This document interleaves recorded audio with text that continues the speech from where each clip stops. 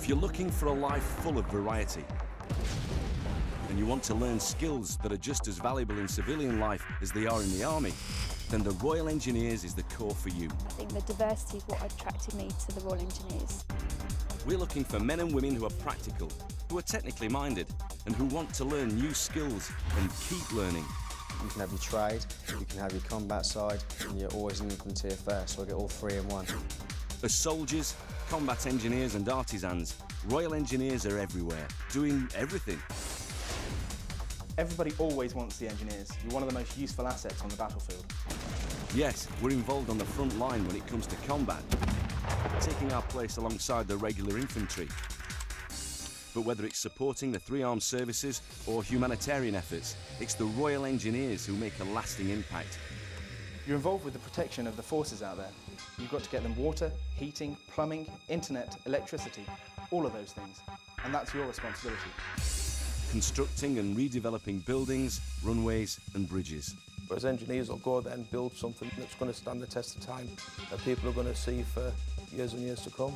You get a good feeling of seeing it and knowing that you've done that. We ensure that our forces, or the people we're protecting, can live, move, and when necessary, fight in some of the most hostile environments around the world. Without us, the army wouldn't be able to do its job. We're vital. As soldiers first and foremost, your first taste of life in the Royal Engineers will be the same as it is for any recruit joining the army. An army training regiment. Here, you'll learn how to handle weapons. You'll be taught fieldcraft, map reading, and other basic combat skills. But most of all, we'll get you fit and keep you that way. They're really hot on sport as well, the Royal Engineers are. You've got the gym if you feel like pumping some iron. Whilst in the Engineers, I've done swimming, lots of adventurous training. Martial art, climbing, hiking. I didn't think that we'd get as much opportunity to do sport as I do. And the fact that how we're learning the trade as well. I didn't realise it would be as intense as this.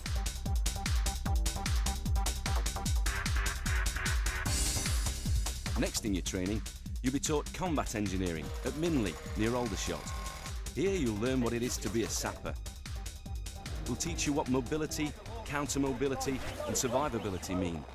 And we'll show you the key skills of the combat engineer. Construction and the important role of bridging. You may reach a point on the battlefield where there's a big river. You need to get across it, and the engineers have the ability to bridge that river and get the armour across, so the battle can carry on. And of course, demolitions. The demolitions is probably what I'm looking forward to the most. When you've got to wrap around the demolitions high up on a bridge, where you can't drop anything.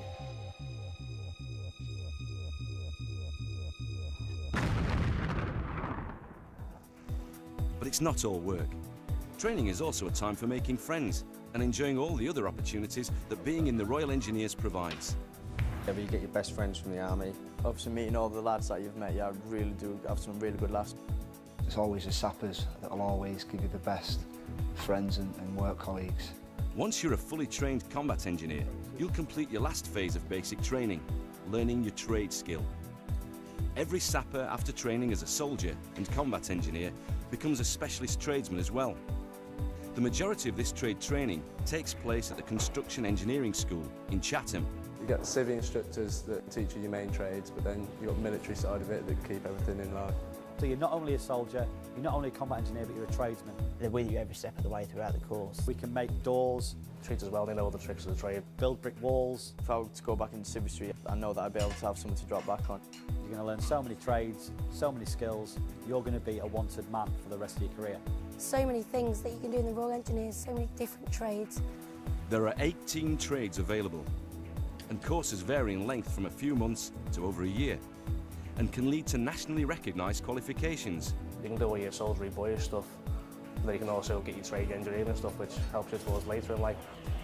And if that isn't enough, there are even more specialised skills you can learn in the Royal Engineers, from diving to bomb disposal.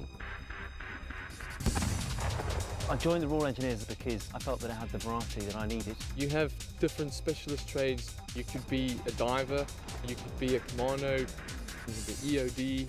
Once fully trained, you're ready to take your place in the Field Army or a TA unit, as there are opportunities to join the Royal Engineers through the TA as well. The Corps then offers further training and development, allowing you to advance to corporal, sergeant, warrant officer, or even commissioned officer. A full career awaits you through learning new skills and showing your commitment.